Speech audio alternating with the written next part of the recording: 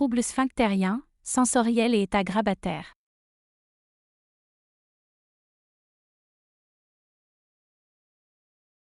Définition, exonération involontaire des urines ou des matières fécales. Physiologie.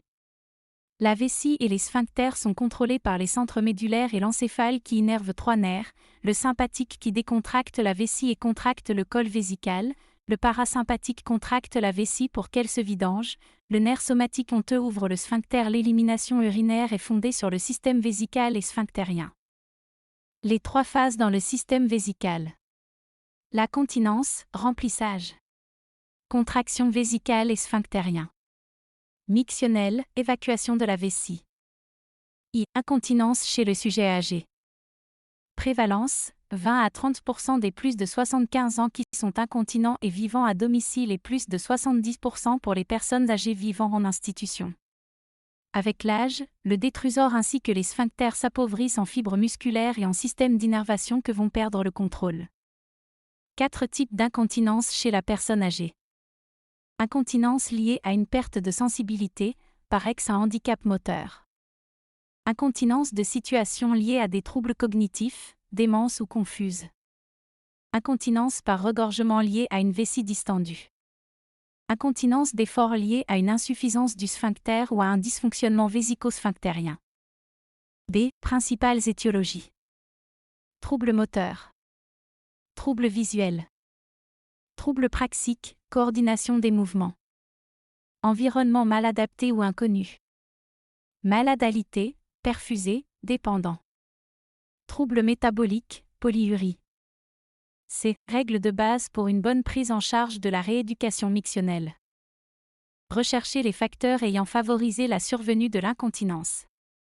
Établir un plan de soins programmé et concerté et les réajuster en fonction des résultats. Ne jamais mettre de couche systématiquement à un malade, attention à la couche d'accueil. Ne pas mettre de couche lorsqu'il n'y a eu qu'un épisode d'incontinence. Ne pas considérer un épisode d'incontinence lors d'une maladie aiguë ou un problème ponctuel comme traduisant une incontinence définitive. L'incontinence n'est pas une fatalité mais le symptôme d'un dysfonctionnement organique au cours d'une pathologie ou est lié à un dysfonctionnement dans l'organisation de l'équipe. Ne jamais répondre à un patient qui nous demande d'aller aux toilettes, faites dedans.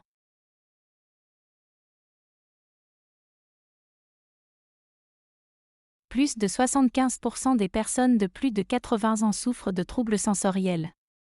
Le goût, l'odorat, l'audition, la vision et la sensibilité peuvent être atteints de façon variable avec le vieillissement, en particulier en présence de pathologies associées. La compréhension et la prise en compte de ces déficits sont importantes puisqu'ils peuvent retentir sur l'autonomie et la qualité de vie. Ainsi, dans le cadre de la prise en charge globale du patient âgé, l'évaluation des troubles sensoriels est une étape systématique. Troubles de la vision. La vision des couleurs, l'acuité visuelle, la vision de nuit sont modifiées. Vers 40 ans, la perte de l'élasticité du cristallin altère l'accommodation, provoquant la presbytie, déformation de la vision de près. Un gérontoxon, dépôt lipidique cornéen, peut apparaître. Troubles de l'audition. La presbyacousie est une baisse progressive bilatérale de l'audition secondaire à la sénescence de l'appareil auditif. Surdité de perception bilatérale, symétrique, d'évolution lente qui commence vers 40 ans. Prévalence, 25% entre 65 et 74 ans, 50% entre 75 et 84 ans, plus 80% après 85 ans. Facteurs aggravants. Génétique. Exposition au bruit intense. Hypertension artérielle. Dyslipidémie. Hypothyroïdie. Diabète. Médicaments ototoxiques. Audiométrie indispensable au diagnostic. Risque d'isolement social et de dépression en l'absence de prise en charge. Pas de traitement curatif, uniquement appareillage. Vertige du sujet âgé. Pathologie vertigineuse du sujet âgé, certaines pathologies sont plus fréquentes, diabète, pathologie cardiovasculaire, pathologie neurologique, ataxie cérébelleuse et maladie de Parkinson. Pathologie ORL, vertige paroxystique positionnel bénin, plus, maladie de Meunière, névrite vestibulaire, ischémie cochléo-vestibulaire. Atteinte du système nerveux central entraînant des troubles de l'équilibre vasculaire, syndrome de Wallenberg, hémiplégie, AIT, iatrogénie, hypotenseur, anxiolytique, hypnotique. Troubles de l'équilibre du sujet âgé sans pathologie, altération de la vision, altération des afférences proprioceptives, omission vestibulaire, non-utilisation des informations d'un vestibule sain, diminution des capacités physiques. Facteurs aggravants. Manque d'activité physique. Dénutrition. Amyotrophie. Anomalie morphologique. Conduite à tenir. Rééducation et réentraînement. Physique réduction des psychotropes. Nutrition. Des complications doivent être systématiquement prévenues par une adaptation de l'environnement sensoriel et une compensation des handicaps. Astérisque, les pièces doivent toujours être suffisamment éclairées, avec des lumières douces, y compris la nuit, veilleuse, déclenchement par domotique. Astérisque, les lunettes doivent être vérifiées tous les ans. Astérisque, les objets bas situ pouvant composer des obstacles doivent être supprimés. Astérisque, les proches doivent apprendre à parler distinctement en face de la personne, lecture labiale. Astérisque, il faut aller consulter à la moindre déficience.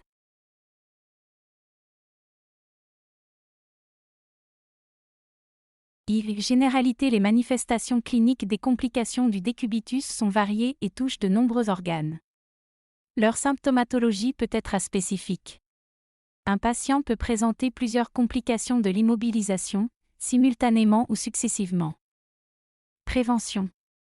Attitude volontariste, avec implication de toute l'équipe soignante et des proches.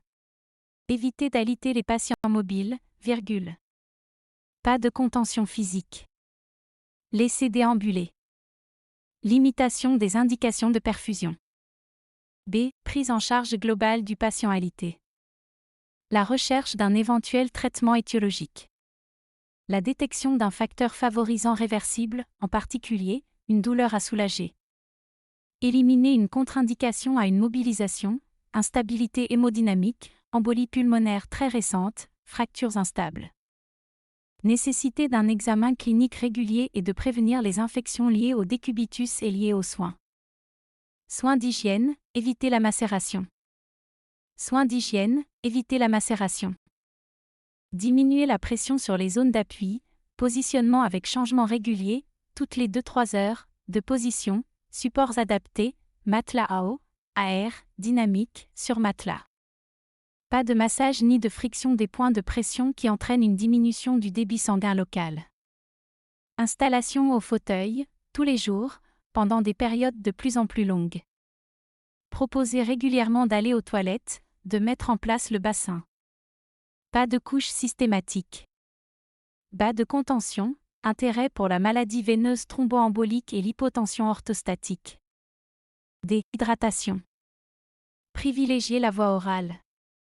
À défaut, voie sous-cutanée, hypodermoclyse. Apport possible d'eau, 0,5 à 1 litre par 24 heures, de glucose et de NA centilitres. Administration de potassium contre-indiqué, risque de nécrose locale. Si volume à apporter important, voie 4, le moins longtemps possible. F. Adaptation posologique à la fonction rénale. Se méfier des interactions médicamenteuses et de l'insuffisance rénale, estimation de la clairance de la créatinine par la formule de Cockcroft ou la formule NDRD avant toute prescription.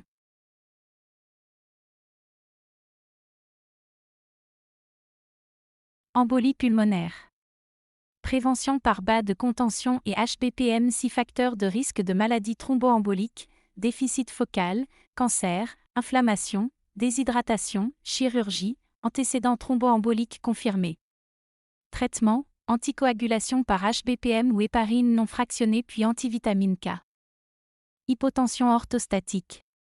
Favorisée par déshydratation, vasodilatateur, psychotrope, dysautonomie. Prévention et prise en charge, hydratation, bas de contention. Désadaptation cardiovasculaire.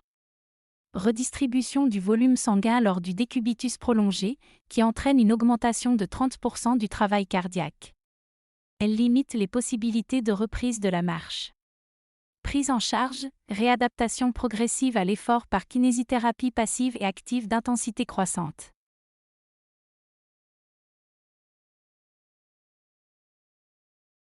Encombrement bronchique et atélectasie. Hydratation, kinésithérapie respiratoire et aspiration transglottique. Pneumopathie, inhalation, due à la position alitée et traitée par antibiothérapie.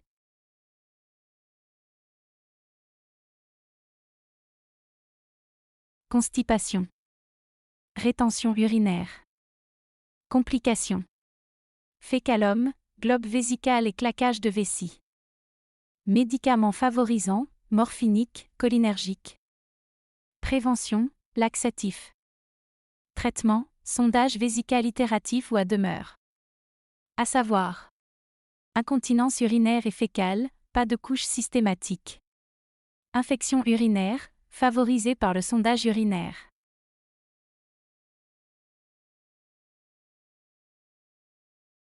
Facteurs favorisants, dénutrition, macération, déficit moteur.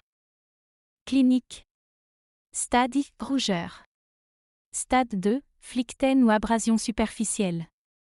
Stade 3, ulcération de l'ensemble de la peau jusqu'au fascia. Stade 4, atteinte des structures sous-jacentes. Prévention et prise en charge. Toujours, nursing avec diminution de la pression par mobilisation et supports adaptés. Nutrition, détertion mécanique chimique synécrose. Bourgeonnement et épidémisation favorisée par pansement, hydrocolloïdes. Antibiothérapie en cas d'infection avérée, signes locaux et germes isolés à taux significatif, bactériémie. Chirurgie de couverture des structures nobles exposées.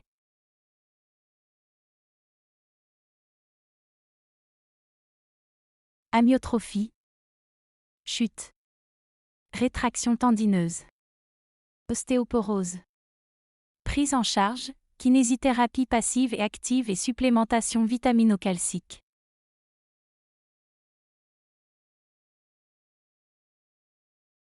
Confusion. Dépression. Régression psychomotrice, syndrome de glissement. Prise en charge, réassurance, anxiolytique antidépresseur. 1. La vue. 2. Le système vestibulaire. 3. Les voies sensitives afférentes proprioceptives. 4. Les voies sensitives afférentes tactiles épicritiques.